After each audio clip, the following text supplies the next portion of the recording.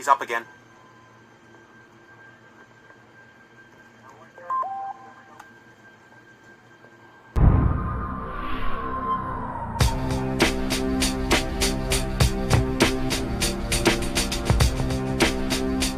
The more you get closer to that pattern, the more you seem to have access to everything around the Earth. For example, that 7 hertz pattern now only has the same frequency as generated from the intrinsic aspect of your brain. Your brain has a natural frequency. Guess what it is? 7 hertz. Based upon the fact that consciousness is recreated every 20 milliseconds, it's moving at about 4.5 meters per second. Just do a simple calculation of the circumference of your brain. It's about 7 hertz. And the intensities of both the magnetic and the electrical components for both this and your brain are identical, capable of resonance. It seems to be something fundamental. Now, the 7 hertz is tied to something called the hippocampus, the gateway to memory.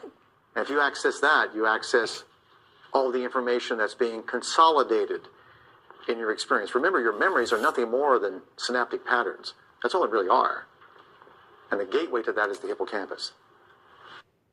The most intense phenomena were these: when another person in another room is looking at a target, and at the same time as the second person is sharing the same magnetic field, the accuracy becomes greater. So in other words, if you have one person here, you generate a condition that produces the same kind of magnetic field that influences the brain at the consciousness recreation pattern.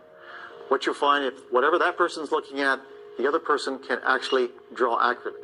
Can the average person access distant information? At Laurentian University, we developed a technology by producing a device whereby the same complex magnetic fields are shared by 2 people separated at a distance. When that happens, the 2 brains become one.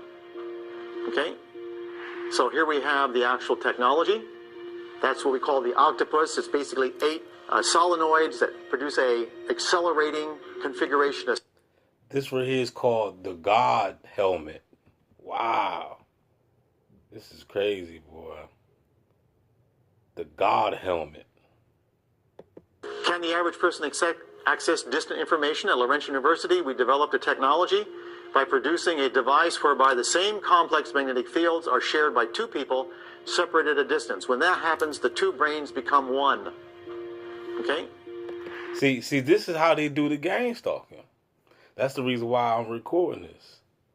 This is how they connect our minds to their minds or some crap. And this is the reason why when you move, they move. And you know what I'm saying? It's like we're connected. You connected to these damn bots through the 5G, 10G towers. They got our brains connected to these fools all day. Can I get a no there?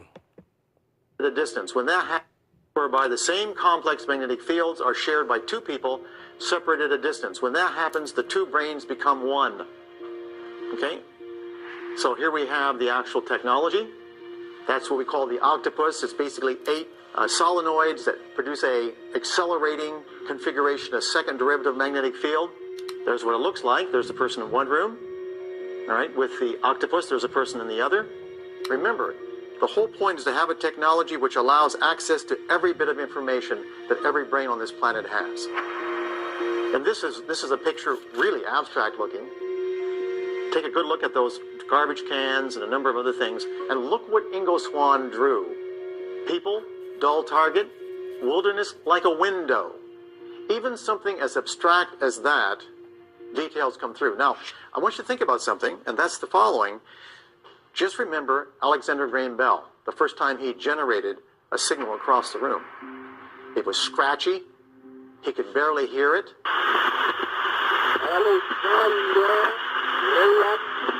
But the point is, from that beginning of just a bit of information, now we have one of the most sophisticated technologies in the history of Western civilization. We have the telephone communication system. You've got to start somewhere, and then you perfect the technology. Okay, that's Ingo Swann. Was he always successful? Well, most of the time. However, the degree of accuracy was related to amount of 7 hertz activity over his right hemisphere. Again, the right hemisphere, the one involved with your dreaming. This is the same frequency that the entire Earth generates. His accuracy was less when there were geomagnetic storms and the Earth's magnetic field was disturbed. So if the magnetic field was disturbed, he lost the ability. When you lost the connection, you lost the ability. For example, There's an actual EEG. Back in the days, we only had 3 channels. Okay, notice the red arrows. Those are 7 hertz. This is a unique pattern. You don't find it very often. And the number of these patterns were directly related to how accurate he was. So in other words, the more he showed that activity over the occipital right hemisphere, the more accurate he was in terms of the information at a distance. This holiday, Verizon... From the sun to the earth, there's the Earth's magnetic field. And of course, when there's a magnetic storm, you can see that you get marked perturbation and the connections are lost. Now, we're not the only species like this. For example, fish very often communicate with electrical signals, magnetic signals they generate. Thunderstorms will interfere with that connection, like having massive noise, and their behaviors are distorted. So we're not the only species. Are we all connected? And the answer is yes. We are all immersed in the Earth's magnetic field. The human species is about 7 billion conductive brains, all sharing this field. Think of 7 billion wires, all immersed in the Earth's magnetic field. This field contains enough energy to store the experience of every human being who has ever lived. All the information of every human brain that's ever lived has the potential to be stored in the Earth's magnetic field with lots of energy left over. There's the Earth's magnetic field. You've seen it on many occasions. In fact, the strength of the magnetic field induced in every brain, right now you're being induced, to put it this way, you are immersed in the Earth's magnetic field, is penetrating through your brain, through your body. And in fact, the strength of the magnetic field induced in every brain by the Earth's magnetic field, when all brains are considered, is almost identical to the strength that each brain generates. Your brain generates in the order of about a picotesla, which is about a trillionth of a Tesla, much weaker than the Earth's magnetic field, but that's the operational intensity. But what does it mean? It means simply this: such convergence produces the conditions that allow global resonance and the possibility of a human hologram. That is, 7 billion brains, basically immersed in the Earth's magnetic field, all with similar intensities, the whole equal the sum, and the sum equal the individual equal the whole. That sets up the conditions for a hologram. Calculations suggest that the time required for an event in one human brain to diffuse into all other human brains on this planet would be about 10 minutes. And it would recur primarily during dreams or during altered states, when the right hemisphere is dominant. This is an example of a geomagnetic pattern. You can see the perturbations. This is a very active kind of night, a geomagnetically active kind of period. You're looking at various components here. On the other hand, on quiet nights, which is the next one, you can see the difference. In other words, when it's quiet, when it's geomagnetically quiet, the connections between all 7 billion brains have greater possibility.